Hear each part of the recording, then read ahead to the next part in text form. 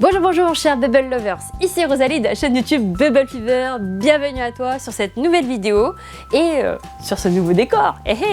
Spéciale dédicace à mon ami Angie et Shaki, également à mes amis qui nous ont aidés à faire ce magnifique décor que tu vois derrière moi et que j'inaugure pour cette première vidéo de l'année 2021. Et oui, aujourd'hui je vais te parler d'une démarche qu'on fait très souvent pour la nouvelle année, c'est de prendre les bonnes résolutions, notamment d'un point de vue santé. Et pour parler santé, j'avais envie de venir sur une question qui me taraude et qui taraude l'esprit de pas mal de Bubble Lovers. Le bubble tea fait-il grossir? À cette question, nous allons y répondre tout de suite. Mais avant d'aller plus loin, je t'invite à t'abonner à notre chaîne si tu aimes le contenu de ce que je te partage en cliquant juste ici, à ma gauche et à ta droite. T'as vu, je m'améliore. Donc bien sûr, tu retrouveras également sur cette chaîne plein de vidéos dédiées à ma passion qu'est le bubble tea. Tu retrouveras également les recettes à partager en famille grâce à ma chère maman qui est prénommée Mamie Bune. Et tu retrouveras également mes vlogs en tant que maman entrepreneur. C'est parti, on passe à la suite. Pour ça, c'est très important. Nous allons prendre les lunettes. Donc, et voilà, très important. Voici une relique très ancienne qui date d'il y a presque 10 ans. Il y a 10 ans, nous avons décidé de faire des études nutritionnelles sur l'apport calorique qu'apportaient les bubble tea de Bubble Fever.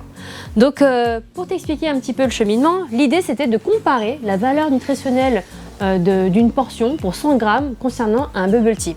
Donc, on a fait tout simplement ces éléments détaillé pour t'expliquer justement la valeur qu'apportait en fait le bubble tea au sirop et le bubble tea lacté.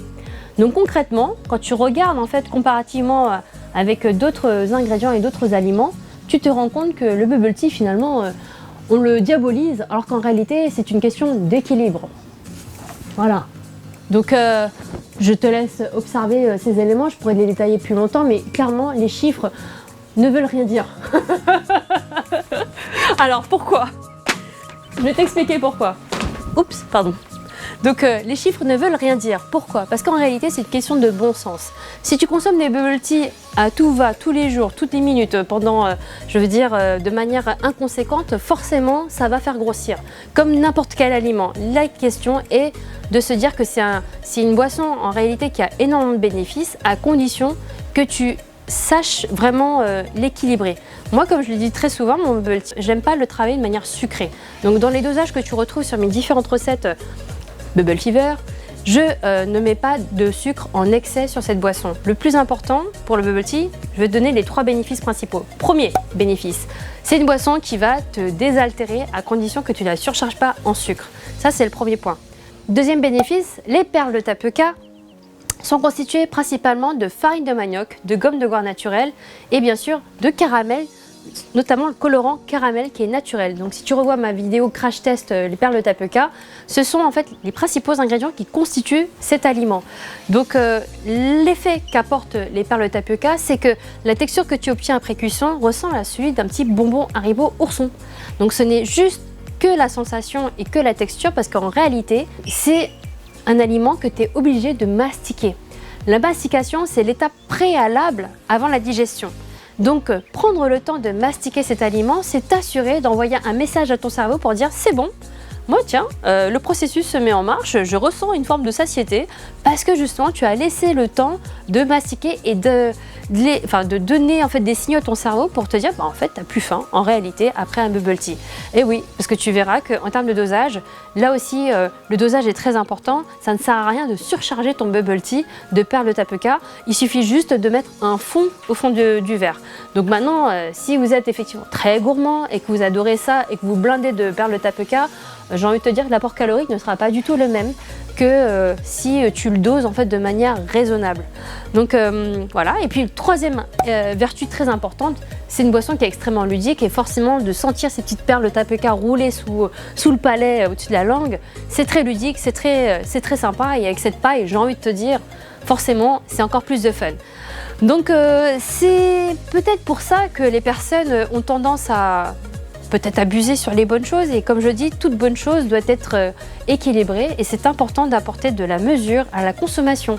Et comme pour n'importe quel aliment, les chiffres ne veulent rien dire. Si justement tu consommes en fait des quantités astronomiques de bubble tea au quotidien, ça n'a pas de sens. Et puis pareil, pour donner quand même des conseils, des astuces pour rendre ton bubble tea, et c'est l'avantage de le faire de bubble tea à la maison, donc je t'invite à regarder nos kits Bubble Fever sur notre site pour pouvoir acheter tous les éléments séparés à la carte ou le coffret pour pouvoir réaliser ton bubble tea maison. Parce que forcément, quand tu fais ton bubble tea à la maison de chez toi, tu maîtrises les ingrédients, le dosage et bien sûr le taux de sucre que tu mets à l'intérieur de ta recette.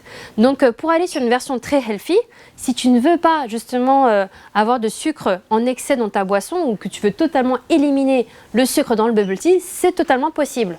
Pour cela, je t'invite à cuire tes perles de tapioca et à disposer directement après la cuisson au fond de ton verre et de travailler avec un thé nature ou un thé au lait nature sans ajout de sucre supplémentaire.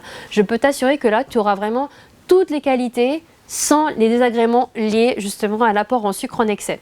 Voilà, mais bon, comme tu le sais, dans le dosage, moi, je le travaille de manière modérée et donc tu as aussi des alternatives. Si tu veux avoir du sucre, tu peux aller sur du sirop d'agave, tu peux aller sur du xylitol, tu peux aller sur différentes alternatives. Le miel aussi, qui est un bon sucre, te permettra d'avoir une alternative qui restera quand même gourmande. Tout ça, c'est une question de cuisine et comme tu le sais très bien, je suis une fan de bouffe.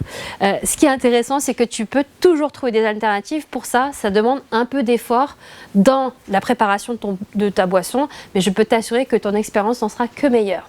Et puis, comme tu le sais, sur la chaîne Bubble Fever, si tu vois en story, c'est important de bouger. Donc, tout aliment, quel que soit, quand tu le consommes, ce qui est important, c'est que tu apportes de l'énergie, mais pour ça, il faut aussi dépenser de l'énergie. Donc, c'est important d'équilibrer ta jauge et de garder une activité physique régulière au quotidien. D'où nos sport training que tu as pu voir sur notre story. Donc, on s'entraîne avec les collègues entrepreneurs et c'est ça qui est important, on peut le faire dans la bonne humeur. Donc, cette chaîne, elle a pour but de rassembler, de partager des bonnes idées.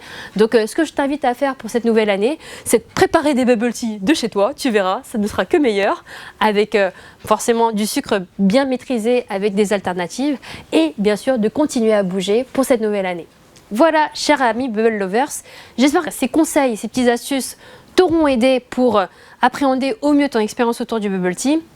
Forcément, le bubble tea ne te fera pas grossir à condition que tu le réalises effectivement de chez toi et que tu emploies des ingrédients qui te permettent justement de limiter l'apport en sucre en excès dans ta boisson. Et puis bien sûr, toujours une question d'équilibre, bien doser ces aliments. Donc je t'invite vraiment à regarder mes autres vidéos. Tu verras, c'est pas très compliqué, pas très sorcier, ça demande un peu d'effort, mais tu verras, ce sera une très belle récompense. Et puis on continue à bouger sur 2021, le sport, toujours. Ça sera, c'est ma meilleure réponse en tout cas pour te dire que la nourriture elle fait partie de notre mode de vie. Pour moi, le bien manger, ça fait partie de mon art de vivre et c'est pour moi primordial d'avoir du plaisir en mangeant. Donc manger, c'est essentiel. Le bubble tea, ça reste un plaisir. Donc faut pas le diaboliser. C'est vraiment mon message. Bien sûr, ceux qui ne savent pas et ne connaissent pas de Bubble Tea Bubble Fever ne savent pas forcément de quoi je parle, mais je t'invite vraiment à tester nos kits de la maison et à réaliser ta propre version. Tu verras que c'est vraiment une boisson qui est très ludique à partager en famille. Voilà, chers amis Bubble Lovers, merci en tout cas pour les soutiens et puis je te dis à très bientôt pour la prochaine vidéo. Si tu as aimé le contenu de cette vidéo, n'oublie surtout pas de liker en lâchant un petit pouce bleu, mettre un petit commentaire et puis bien sûr on se retrouve pour la prochaine vidéo. Merci à toi, ciao ciao. Ah oui, bien sûr, j'ai oublié un truc important. Grande nouvelle de cette année 2021, c'est qu'on a lancé l'offre Bubble Fever directement sur la plateforme Uber Eats.